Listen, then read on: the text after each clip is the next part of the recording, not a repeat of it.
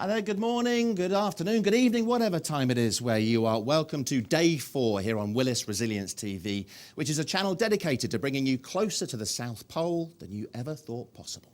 We're following teenage explorer Parker Leoto on a unique trek to the most remote place on the planet, which combines cutting-edge climate change studies with a world record attempt. And as always, we'll be bringing you the latest on the progress of the expedition as they move towards the start line for the big race. Also today, we broaden our discussion on environmental issues to explore whether carbon emissions in the motor industry are best tackled by going electric. Can you see Sebastian Vettel driving one of these? And yes, it is electric. And we'll be joined by Josh King, head of Willis Communications. He's the man who's driven this project forward from the very beginning. And he'll help us get to know the whole expedition team a little better. We have AO, the big burly driver from Iceland, Nathan, communications director from Willis, Doug, who's the polar guide, Paddy, the cameraman, and of course, Parker himself, our 19-year-old polar explorer.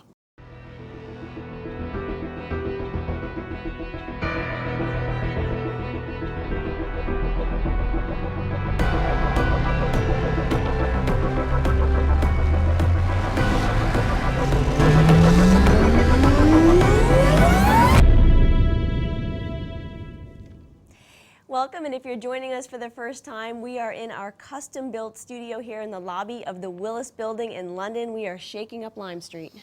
Yeah, and no one's too upset about it either. It's our exciting. Studio went up without disrupting any of the operations here at Willis, and we're finding a lot of people are keen to know how Parker and the team are getting on each day, so let's bring you that update today. Yesterday, they had to refuel in order to continue the epic drive towards the Leverett Glacier, which is the start line for Parker's world record attempt.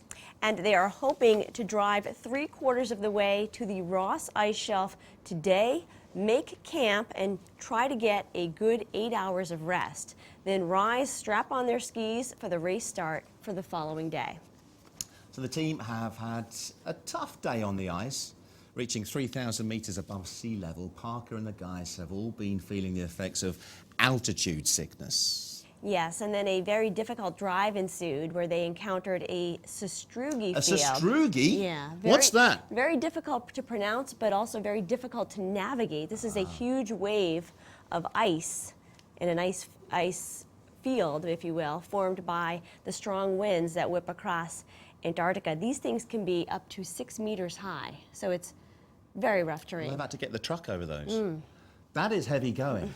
Also, the team have had mechanical problems with that truck, a burst fuel pipe, which left AO covered in gasoline. It's tough out there, people, even with that magnificent truck icebreaker alongside. As always, the team are showing great resilience to keep on going. Yes, some challenges that they're encountering, but they are soldiering on. So we're going to be speaking with the team later live via satellite link to get the latest. And we want to hear from you. Tweet us at Willis South Pole with any questions you would like to ask the team. And remember, there's lots of information about the expedition, the science and its link to resilience on our website, willisresilience.com. The truck may be struggling, but they'll soon be out of it when they start the unsupported portion of their trek. Yeah, it needs to be unsupported in order for it to be a world record, but the truck will be following to maintain communication with us, to bring us all those fabulous pictures that we've been seeing. Now, in an ideal world, the icebreaker would be an electric vehicle to minimise the carbon footprint of the expedition, but sadly it isn't. But maybe in the future, a battery-powered Arctic truck will be possible. We're going to bring you a report by our reporter, Nikki. She's been out on an expedition of her own to find out if electric is really the future. There are currently 1 billion cars on our roads, with 165,000 more built every day. Road travel is a huge contributor to greenhouse gases, making up 16% of global CO2 emissions. Well, hybrid cars have been successfully using both conventional engines and electric motors for the past 13 years. But today, some companies are producing solely electric-powered vehicles. Purely electric vehicles aren't a new invention. The first was built in the 1880s, and they have served us in a number of roles, from the humble milk float to Neil Armstrong's personal ride. Even Formula One team McLaren are now involved in an all-electric racing series, Formula E. I'd love to test drive an electric car to see if they really are the future. Well, that is very futuristic. Well, this baby has 110 horsepower, does 0 to 60 in 9 seconds, and it doesn't have a gearbox. Let's see what she sounds like.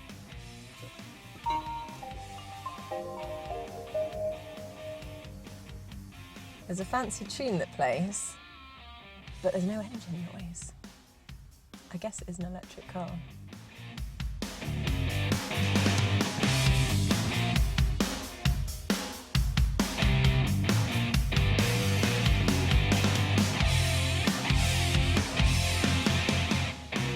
So I must say, actually, it is a pretty nice, seamless drive. It's quite comfortable, quite high up on the road. It is very, very quiet. Well, I'm just on my way to Nissan to meet Gareth Dean, and they're based about 16 miles out of London. So I'm pretty confident that we're going to make it there. A little sceptical if we're going to make it back in time. So Gareth, are electric cars the future for us? Nissan firmly believes that electric vehicles are a big part of our future.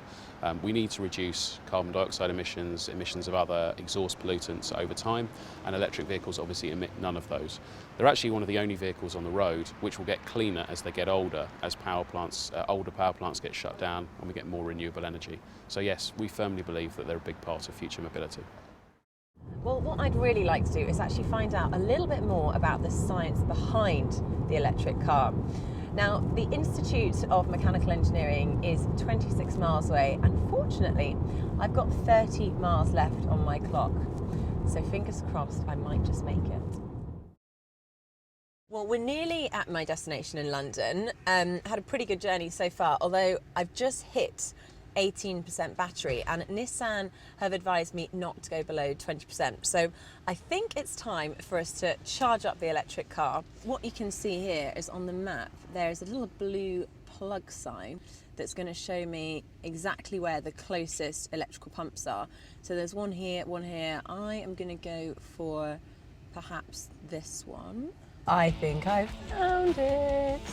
It's our very own PowerPoint. Oh God, it's out of service. Right, well, let's check this one. That is also out of service. Excellent start. Right, let's try and find the next closest electrical station. Yeah, I'm actually extremely worried now. Not only we might not make the meeting, but I'm not entirely sure how I'm going to actually get home after the meeting unless I sit in the car for about 6 hours. Which wasn't exactly what I had planned to do this evening. Are we going to charge in the car park? It looks closed. Excuse me, do you know where the power stations are to charge electric cars? Down. Yes. Dun, dun, dun. We have finally found an electric power point in a car park, but this is the third one we've come to get it working, and we've wasted probably about half an hour looking for it. Shh. It's beeping at me. Right.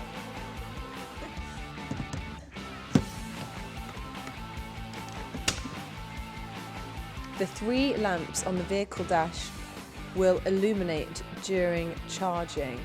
That's not happening. We've now roped in a fellow electric car driver. Should we check the dashboard lights? We have to do a high five. Yeah! Nice one. Oh my God, 4 attempts later, and we've done it! Well done. I'm already really late for my meeting, so I think it's time to jump in a cab.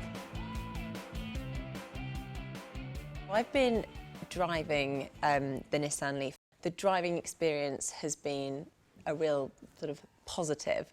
But getting here has been a little bit of a disaster because I've run out of power and have kind of struggled. Can you tell me, are electric cars any good?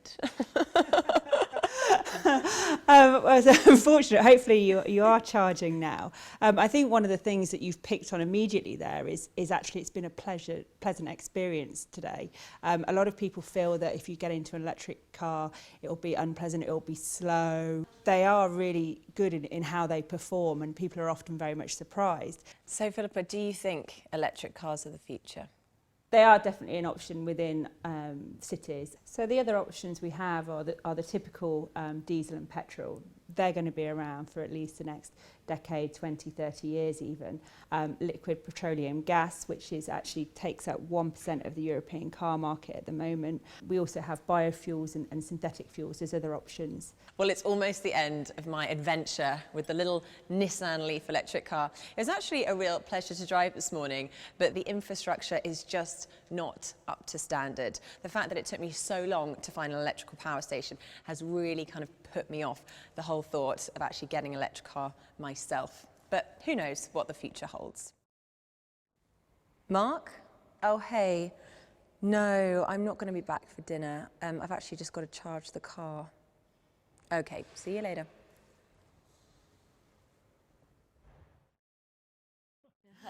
Nikki's with us in the studio alongside our first two guests this morning to discuss electric vehicles. Ben Fletcher, Renault's electric vehicle project manager. Morning to you, Ben. And Chris Morris, founder of the eCars Club, which is a business running a fleet of entirely electric powered vehicles. We'll talk to you guys very shortly, but I need to find out if you got home all right first, Nikki. Well, guys, you'd be pleased to know that after just half an hour of charging, I had enough electricity to get me home. So yes, I did. And I was a little bit late for dinner. Was it prepared for you? It was all Did ready. He do his job? It was warmed up in the oven, so it was Good fine. strategy. So Ben, we saw a Nissan vehicle in the film, but does Renault have a similar battery life? Yes, absolutely. So we have a range of electric vehicles which suit a range of different people. So we've got everything from Twizy, which is a little urban two-seater, all the way through to Zoe, which is a super mini-sized car, as well as a small electric van as well. So we really do have an electric vehicle for everyone. But what you saw, and we got a flavour of in the film, was the lack of charging places. Yeah, exactly. I mean, you know, looking back on my day, you know, the start of it was really enjoyable. It was a really kind of pleasant experience driving the car.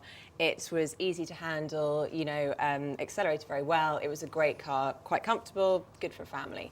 But towards the end of the day, the range anxiety kicked in, and it was quite stressful because only having a certain mileage left on the clock and knowing that I had to get to my next meeting. It's a race against time always. Yeah, exactly. And unfortunately, I think the infrastructure at the moment isn't geared up to the drivers. So, you know, the car's there, but the infrastructure to actually charge the car isn't. Okay. And that was a real problem because, and even actually the app that I was using and also the on-built computer in the car to tell me where the nearest charging point was wrong. You know, the first one, it told me to go to a place that was out of service. And then the second one didn't even exist. So we went there and it wasn't even there. Okay. And by the time I got to the third one, obviously I was really late. But yeah, I mean, I think Nissan told me actually that there are 3,000 charging stations in the UK at the moment. Okay, tell you, well, let's bring the guys in and talk about that just now. We'll come back to you and ask you about the aesthetics of the thing a little bit later on. And so that's a big problem, is it not, Chris? The fact that there just aren't enough, seemingly, charging stations for these electric vehicles. Or in this case, at least working charging stations. Yeah. So no, I think there are now a little over 5,000 in total across the UK. So I don't necessarily think we can say there are very few charging stations. There are more charging stations than there are privately owned electric vehicles by a factor of 3 or 4 in practice. But I think there's no doubt that it is a psychological issue for people, the fact that they are concerned about, am I going to be able to charge this up? With a petrol station, you know it's there, you know you're going to be able to drop in, there's always going to be one a few miles away. With an EV charging station, you do need to think ahead and you do need to plan your journey. What Nissan actually told me as well, though, that they've now introduced rapid charging stations. So I think that there are now 200 rapid charging stations in the UK, which means you can do it in about 30 minutes, Right. which is actually doable. So sounds like Nissan have got them sorted out. What's happening at Renault? We use the same network of chargers. So much like you go to a petrol station, whatever car it is, we have a similar network of chargers. So you could charge your Leaf there, you could charge your Renault there. So where we talk about these numbers, they are compatible with a wide variety of electric vehicles. Now, what about what is happening outside of the UK? What's happening on a more global scale? I know, for example, in the US, we're seeing a big trend actually towards diesel vehicles because there's a lot of view that they are actually better on fuel mileage than the electric vehicles. Are you seeing the opportunity to bring electric vehicles to scale in other parts of the world? Absolutely, and in fact, actually, to date, the Renault-Nissan Alliance has now sold over 100,000 electric vehicles globally. So I think that shows just what potential there is there as well. Just on that point there of the fuel mileage and probably more importantly the CO2 developed from electric vehicles, one of the common things that we get asked is, what's the effect of the CO2 that's produced from making the electricity in the first place? Well, if you do a like-for-like comparison, so you take into account the CO2 produced from electricity production versus the CO2 produced in drilling for oil, refining that oil, and then shipping that oil and burning the oil, an electric vehicle, even using today's UK energy grid, is roughly 50% of the level of CO2 in terms of grams per kilometre than even an efficient small diesel car. So there are some real gains to be made there with electric vehicles as well. And following up on that, as far as the diesel comparison goes, whilst it may be not as much of a gain in terms of carbon emissions as we might hope for, when it comes to tailpipe emissions, particulates and NOx, the difference is quite substantial. So the impact on local air quality can be really quite beneficial and as well. presumably technology is improving all the time, so electric vehicles will be able to go further and further. Indeed they should, and be able to charge quicker. Will they start to look better? Now, a lot of people buy cars, I don't know if it's the same for you, Nikki, but a lot of people buy cars based on the way they look. Now, I am going to bring you exhibit number 1, right? So this is an idea of electric cars through the ages. This little beauty was developed in the 60s. That is called the Enfield Thunderbolt, I believe. I don't know how it ran, but it looks rubbish.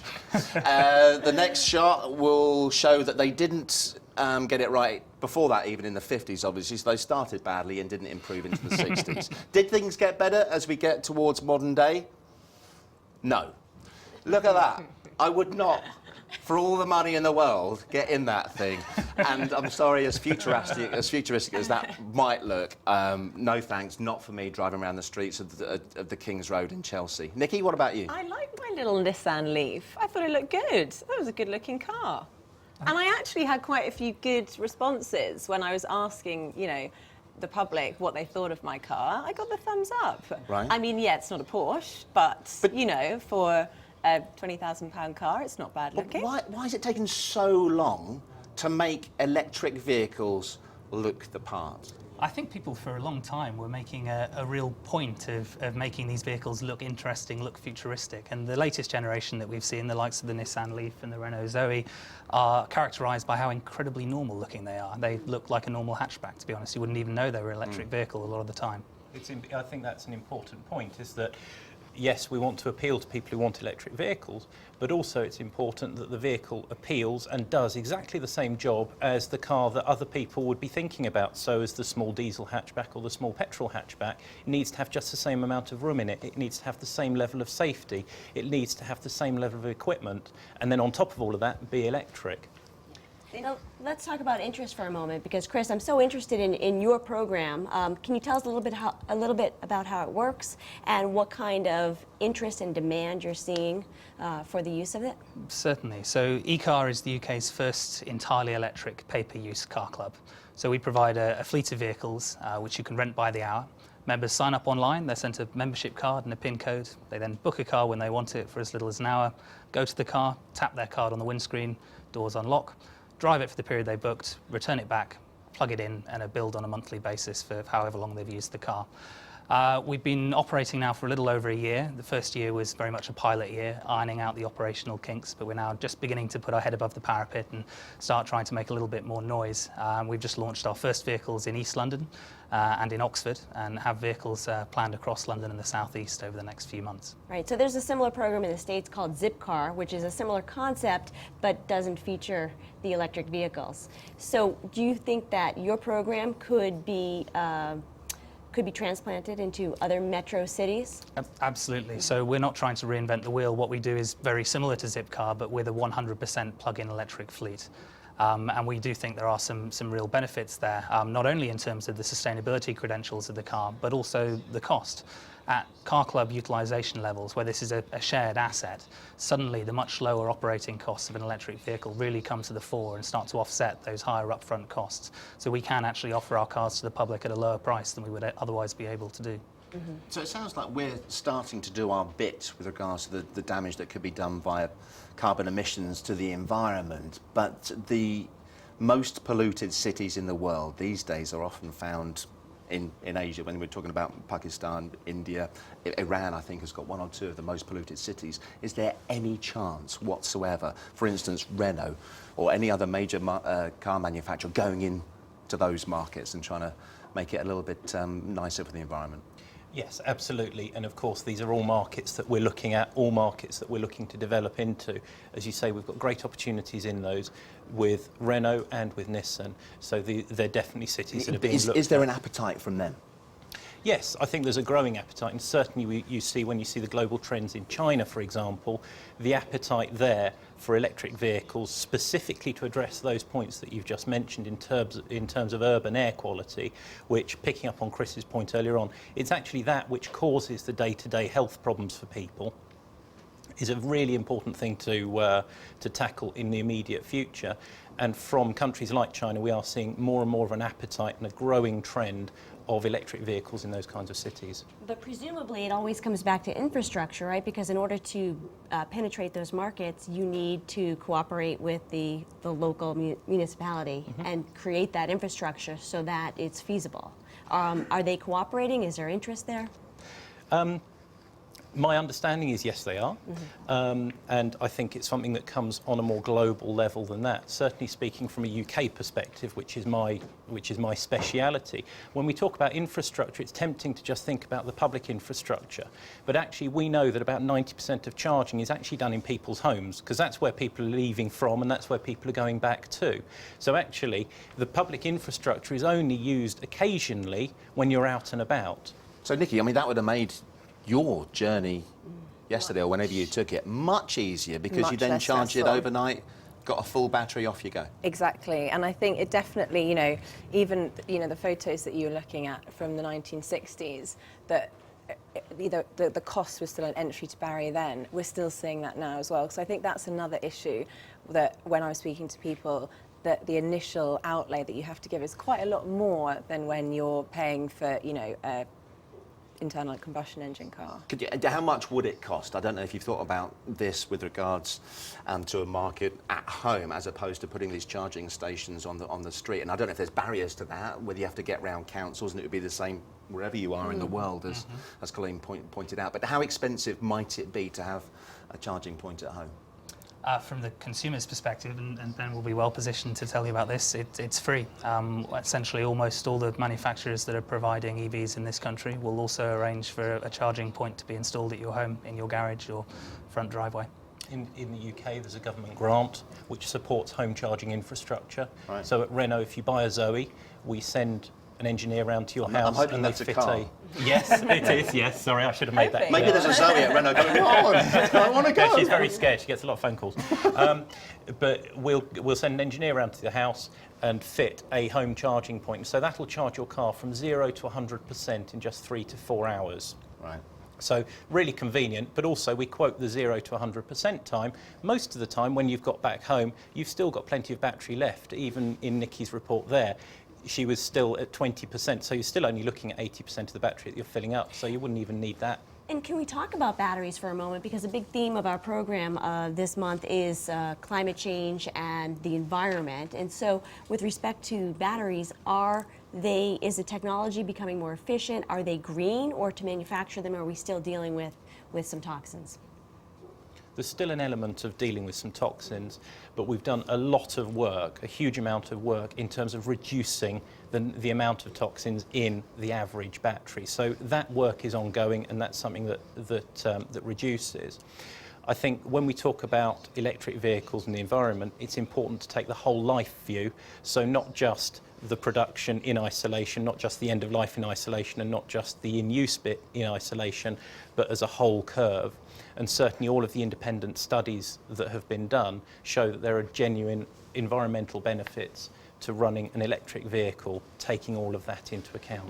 Do you have the term petrol heads in the States? No. So I don't know what equivalent would be over there, but petrol heads are motor enthusiasts. They like big cars, big engines, and probably a rather large carbon footprint. And a lot of those petrol heads are massive Formula One fans, which is the ultimate as far as motorsport is concerned. There's such a thing as Formula E, which is top-end racing being launched next year, which involves electric cars. Do you think, and we've got some pictures of these amazing vehicles, they look the part. You might notice. You'd drive that, wouldn't you, Nikki? Oh, now there's no issue there. But yeah, do you think that electric could ever satisfy those petrol heads that just love internal combustion engines and the noise, Absolutely. the smell? Absolutely, and Nikki picked up on some of the key things there with the electric vehicles. You know, you put size to one side, you put the design to one side, you can even put the environmental and the cost benefits to one side. Actually, the driving experience you get from these cars with the amount of torque is brilliant. I can't believe that. I mean, the driving experience was good, but there was no noise and there was no smell. But So some people loved that. I mean, Exactly. to some people, I would that agree. is part That's of the driving everything. experience. No. But it's I a mean, very- watching oh, sorry. an e-race, I don't know what you'd call it, you know, when you go to an F1, it's really exciting Yeah. because of the noise, because of the atmosphere. Watching the same for e-cars might not quite have the same energy. I think there's 2 points there. Number one is the responsiveness and the speed that you get. So there are performance electric vehicles out there. I'm sure that you've heard of Tesla. You know, they're leading the way in that field. These vehicles here are going to be running on circuits in streets, actually in cities. So it's going to be a different experience to Formula One, something that's probably a lot more relevant to a lot of people. And certainly I would say just wait until you've heard the noise that these vehicles make, because they do sound amazing.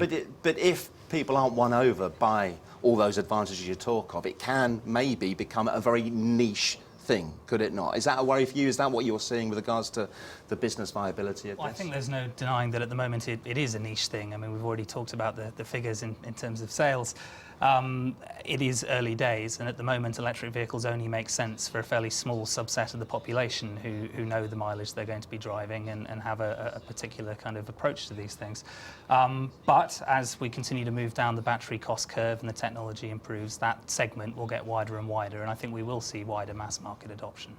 To your point on the petrol heads, That's not a derogatory term, by no, the way. not at all. But It's quite affectionate in some being regards. pragmatic about it, there are going to be some people who want to have a big kind of hulk of metal making a lot of noise and going fast, and that's going to remain the case. I don't think what we're talking about in the very near future is complete market penetration at all. There will continue to be people who want to drive petrol cars. There will continue to be petrol motorsports. I think it's part of the mix. It's moving in that direction that we're talking about. Well, maybe they could have best of both worlds with a hybrid. I was driven into Willis this morning in a Toyota Prius, and they've sold magnificently well, haven't they, worldwide? Yeah, I mean, I don't think they're quite obviously as good for the environment, but perhaps a halfway house for now.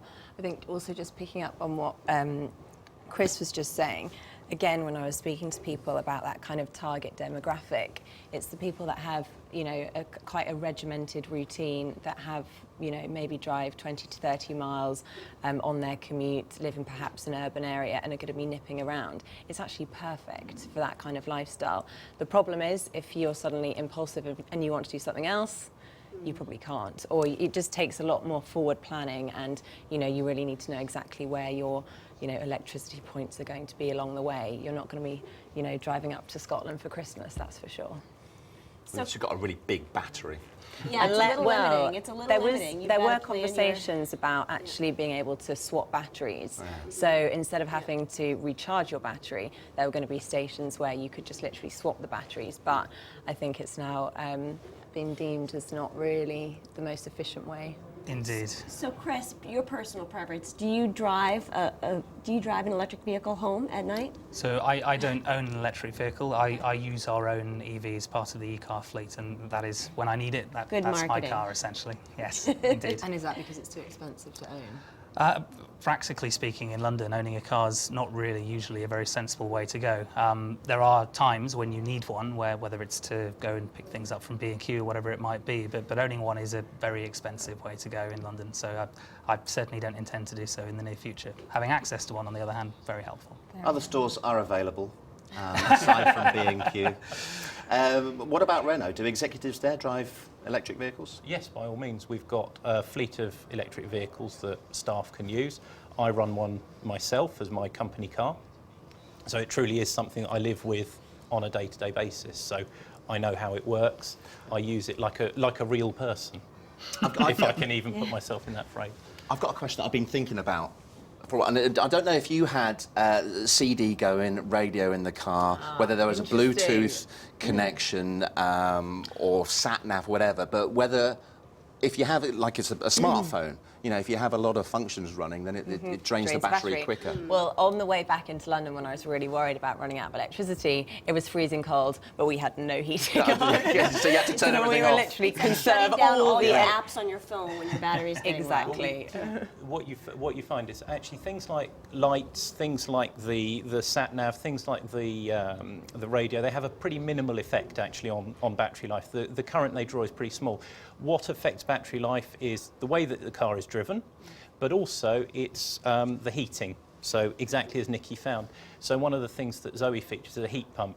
So rather than having a resistor heater, there's a heat pump, which is a much more efficient way of heating the vehicle. So for every kilowatt that goes into it, it throws out 3 kilowatts of heat. So you wouldn't have been so cold in a Zoe. Well, I'll have to test right now. When can I look forward to driving a really good-looking chick magnet car up to Scotland without having to recharge? How far in the future are we looking here before electric cars are at the point where they are going to become far more in demand? So I think the latest generation Tesla has a range of upwards of 250 miles. How much would I have to shell out for that? Upwards of £60,000 Right, at this point. It's a prestige car. Yeah. There's no two ways about it. But what that does demonstrate is that the technology is there. It is just about the batteries coming down the cost curve to a point where we can actually get that kind of range from a mainstream vehicle. But I would say that actually, if you're looking for a really good-looking vehicle, have a look at Renault Zoe. It's a shame we didn't have a photo of one there, but it truly is a very, very pretty car. Is this a chick magnet? Are you speaking from experience here, Ben? Absolutely, yes. I hope my girlfriend isn't watching you. Right. Dan, also, if you're feeling particularly lazy in a few years' time, the Tesla is also bringing out an autopilot electric car, so you don't even have to drive. I'd like driving. Okay, well. I think it's fascinating to hear more about where electric cars are going. Thanks very much for coming in. And Nikki, thank you as well. Oh, We thank enjoyed watching you. that. No, it's a pleasure to drive Cheers, them. guys. Thank you. Now, the Expedition truck may not be electric, but it is a pretty high-tech machine. We asked Parker to show us round it before he left for the expedition.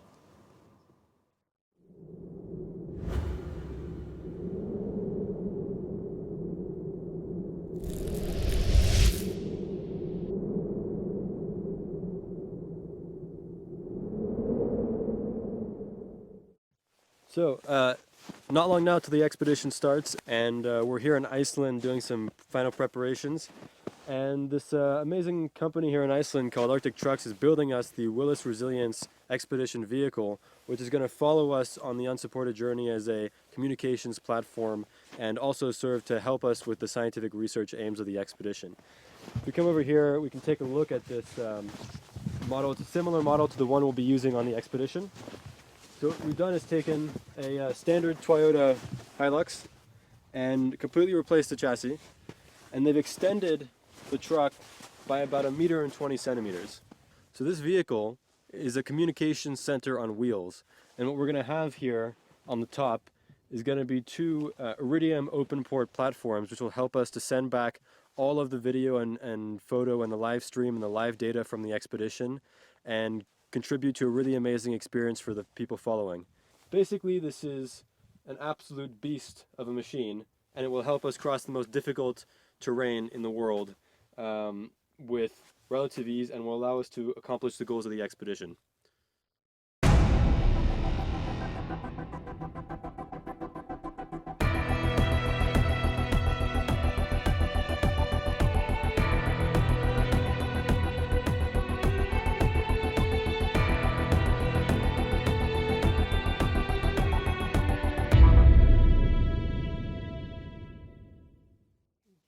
Well, that is quite a machine, and Thank you.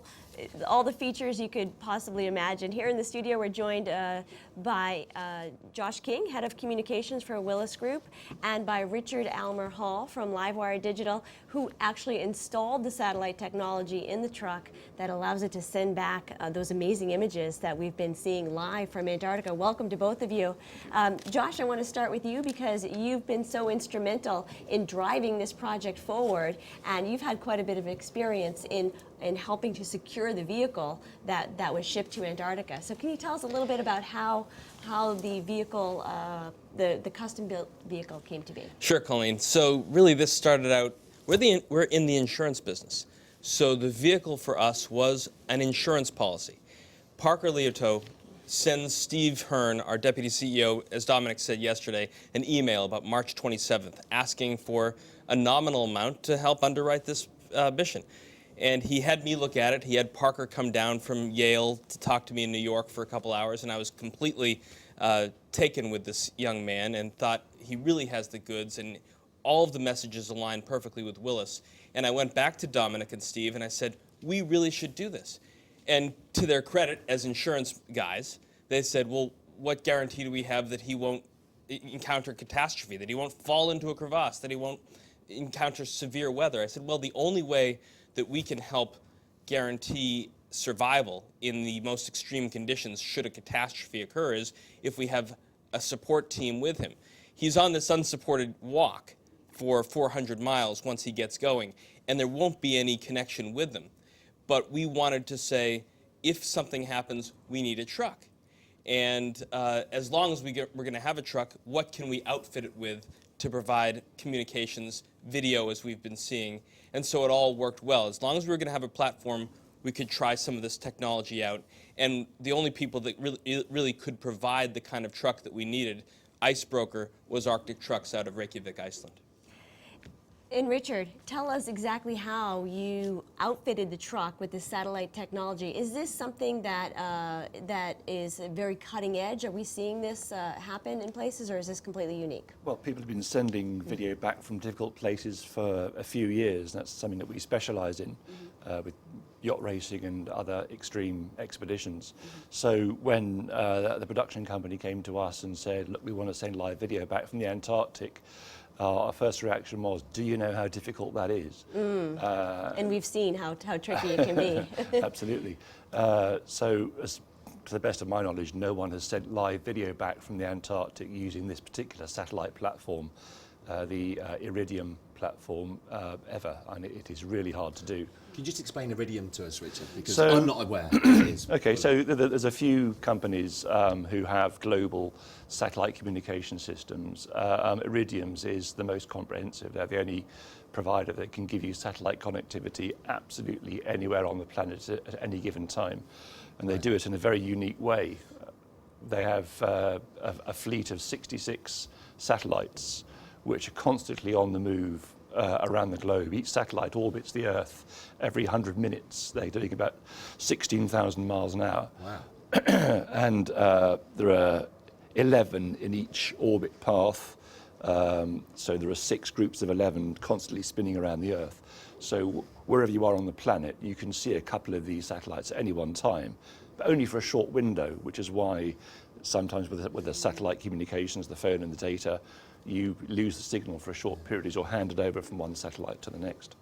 I guess you and the engineers must have been like kids in candy stores, getting your hands on the Icebroker truck and being told, you know, can you do this for us? Yeah, I mean, with the right budget and the right people doing it, it's doable. Yeah. So with the particular cameras that are fitted to the front and back of the truck, I don't know if you've seen the pictures, underneath each of the satellite radomes, there's these cameras hanging down, which are essentially very high-end security cameras that produce a full HD picture, which are then linked through to the very compact TV production kit that's on board the truck.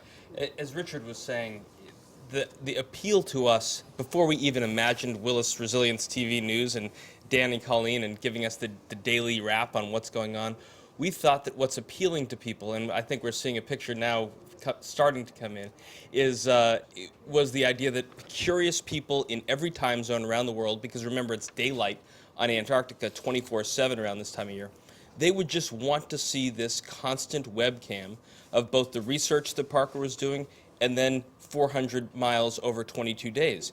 You could sit and be hypnotized by it, whether you're in Tokyo or Los Angeles, just watching this incredible struggle live. I remember day one, Colin, you only came in on Tuesday, but day one, the first day in this purpose-built studio in the lobby of the Willis building, we actually didn't know whether that connection was going to be possible, whether it be audio or video or both. And there really was a feeling of elation and sort of genuine excitement when that connection was made. And I still struggle to get my head around this, and you've touched on it a little bit, but coming at it from an engineer, if this really is man on the moon stuff here. Exactly. You know, we're talking, hopefully we're going to be doing it soon today to find out how the expedition is going today. But they are essentially dangling off the end of the other side of the world, and we're talking and seeing them. Yeah. Richard, were you skeptical when you were first approached on this project? Well, I have to say, I tried to make it as clear as possible when they first came to us that this wasn't going to be straightforward, and they're not going to be able to rely on a live video signal at any given time. You know, the particular satellite system that they're using, Iridium, isn't designed for this. Normally they're sat on the deck of a small freighter going around the world, just downloading a few bits of weather data and that sort of thing. They're not designed for live video. So has this ever been done before? As far as I know, no one has ever sent live video over the Iridium satellite system. We are breaking new satellite technology Exactly, ground. especially from the North or South Pole. As far as I know, it's never been done. And the technology that we specialise in, which is the live video streaming software, you know, it's getting better and better all the time. But this really is pushing it to its limit. So you'll see periods where the signal freezes or it just drops out. That's just because the satellite they're using is really struggling to manage that continuous streaming data service.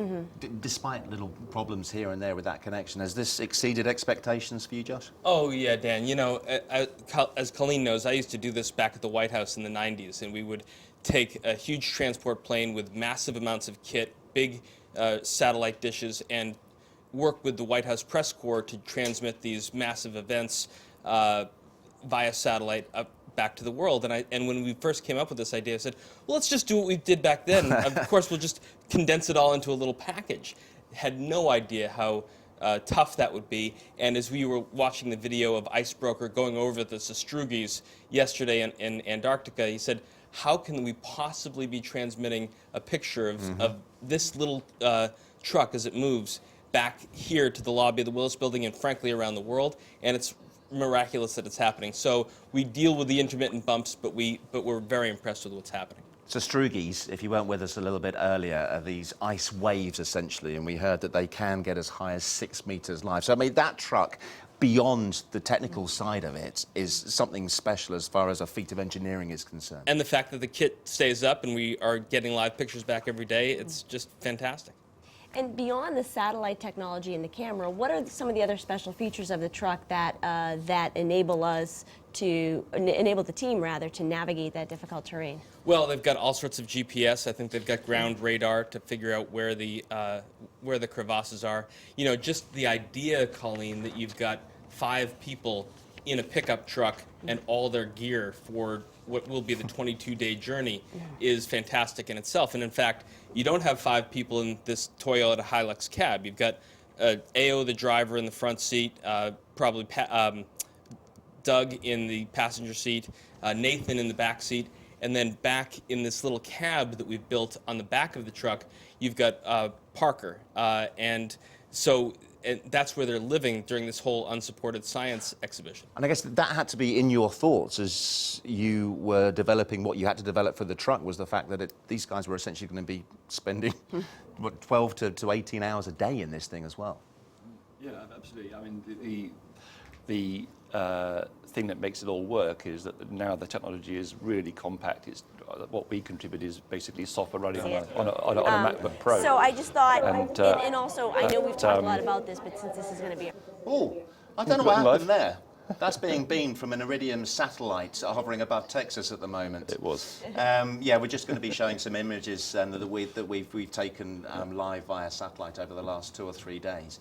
And these guys have to operate all this equipment as well. Was there a training program for those guys on board? Well, to be honest, it was done in quite a hurry. So the training has really been over the phone once they were down in Chile. And thankfully, the team who were down there are really skilled at what they do, and they've picked it up. Of course, our software is very easy to use, so you know, it's I guess been a slight learning curve for them, but they've performed absolutely amazingly. We've been really impressed at how they've just stuck to it. You had to pick the right guys for the team then, in that case. Yeah, exactly. Patty Scott, the cameraman, is terrific. Nathan Hambrick-Skinner of our communications team has picked this up quite well. And you know, despite the live stuff that we get intermittently during the day, they're also sending back this gorgeous high-definition video overnight that you guys package up, that we package up, that brings back a lot of the science and a lot of the real crisp imagery that we get every day. And we forget for a second that Patty is also banking tens, perhaps hundreds of hours of video of what's going on that we will only get to see in late December, early January when they get back. And I can just imagine, Dan, what kind of a documentary that's going to make. Okay, we've touched on it there, and we'll let you wax lyrical, Josh, in a second on the kind of characters that are part of this expedition to the South Pole. Hey, what's that up ahead? That's our fuel. Are we refueling? Good. And now here we are, I guess. I'm not even sure exactly where we are, to be honest, but we're a little bit closer to the South Pole, but still a long way to go. Hopefully AO will let me drive because this thing's bad. He spent a long time picking through all my camera kit and my Pelly cases, trying to make me throw kit out. But in the end, I managed to get it all on board. So you pee in one of these, but it also acts doubly as a sleeping bag warmer, effectively. Trust me, when it's minus 50 degrees, it's one of the most pleasant things that there can actually be.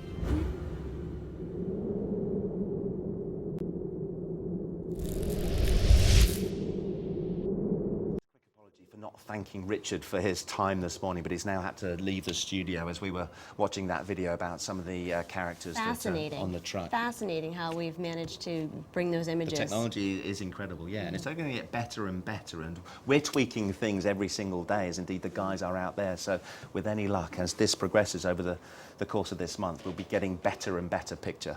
Let's talk more about some of those boys then that are with Parker.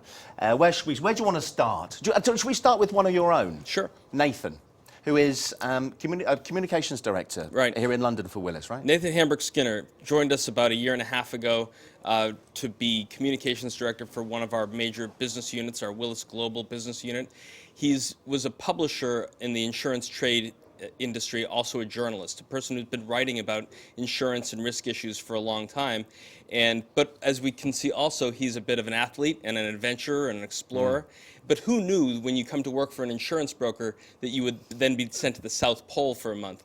And you know, from this strapping young man who basically writes every day about various aspects of risk and resilience and catastrophe and the various ways in which brokers like Willis and risk advisors help deal with the hairiest problems that companies, organizations could face, that he could then strap on this kit and go down to Antarctica and write some of the things that we've been seeing, Colleen, from the past few days. These blogs, Dan, that are on the willisresilience.com website are so vivid about the challenges that they've had, about how difficult it's been.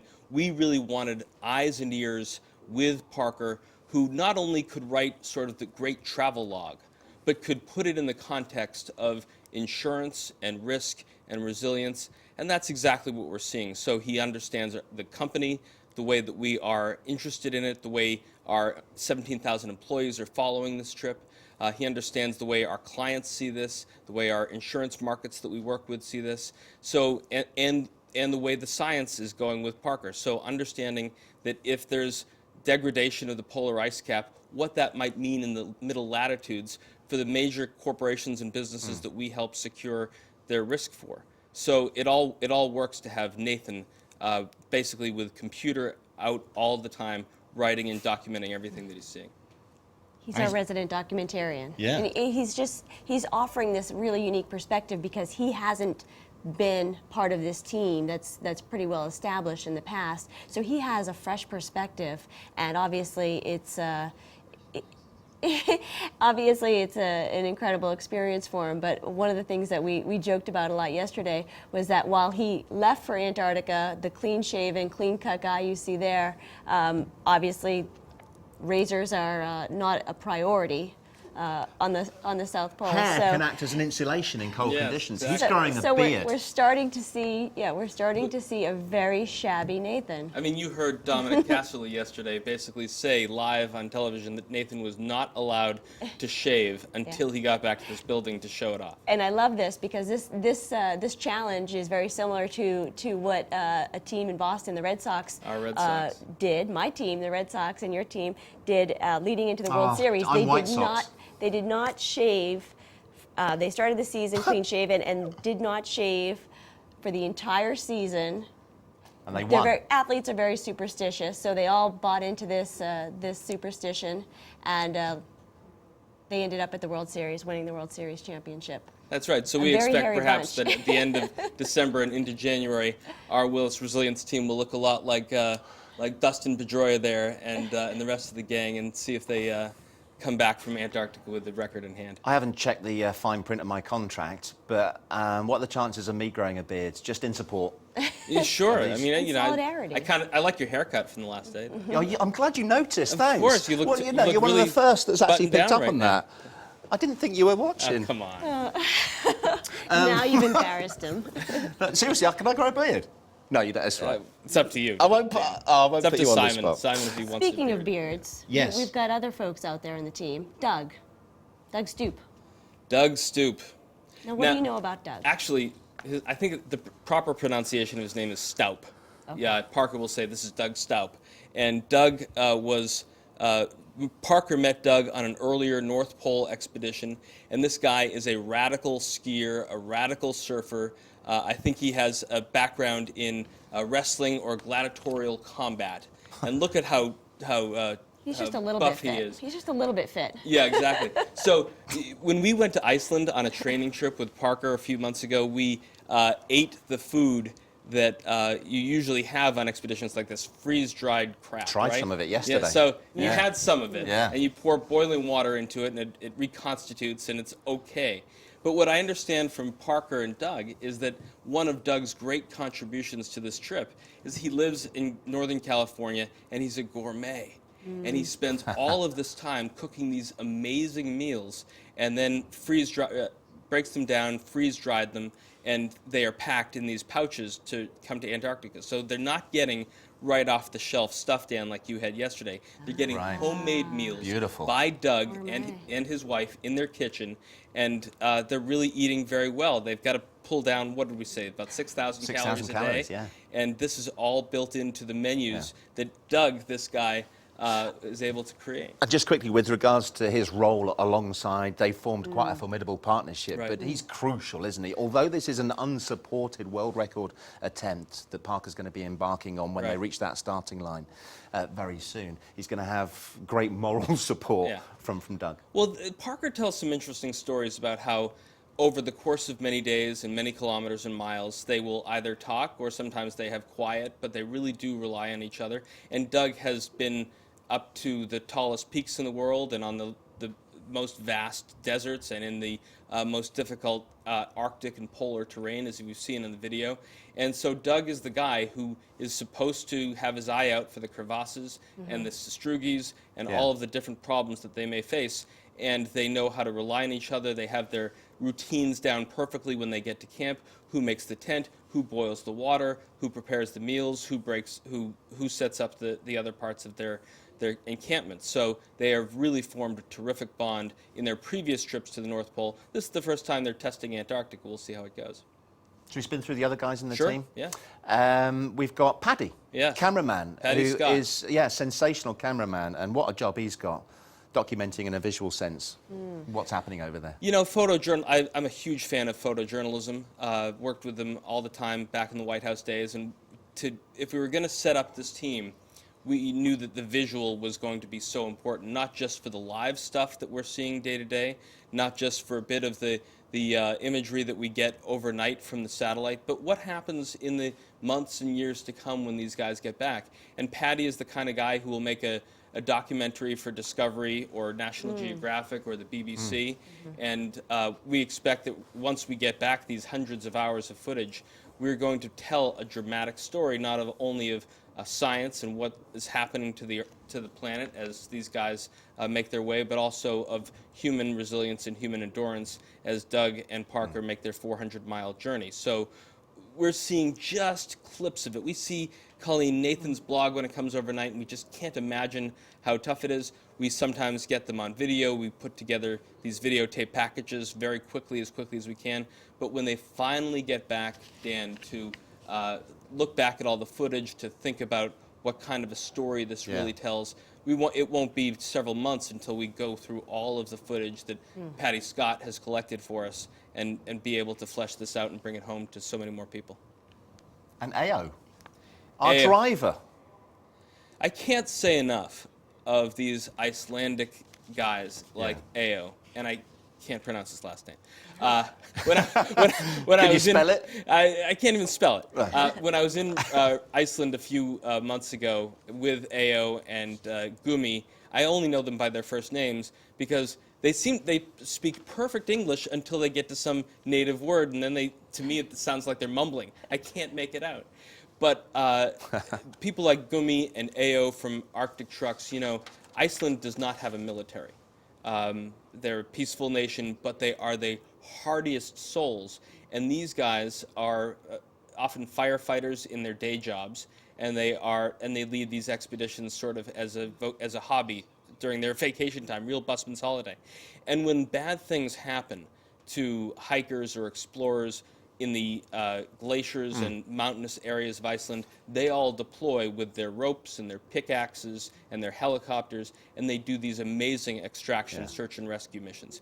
And so, as we've heard from Nathan's blogs and from the word that we've got back, right now this is the most crucial time of the expedition for a driver like Ao, because he's got to get them from Union Glacier to the South Pole and back to their starting point at the Ross Ice Shelf. I don't know if we have those pictures of Icebreaker, the truck going over the Sastrugi's, the waves. I mean, if there's something that we can play in that will give our viewers an idea of just how tough the driving conditions are. Bearing in mind that the plateau that goes towards the South Pole is fairly flat, but you've got that mountain range, which is part of, obviously, the route towards the South Pole, and down to the start line. There's some really tough terrain. I mean, think about the road trips that you guys have had. Colin, you got up to Killington a lot. Dan, you take the car out a lot. You might think, oh my God, a 4-hour drive. That's a lot.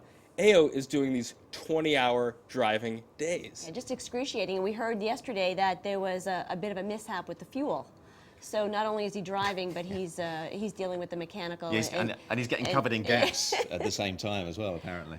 Yeah, and apparently the way Nathan wrote it up, he got the problem fixed in a half hour, got himself cleaned up, and they're back on the road. Totally resourceful.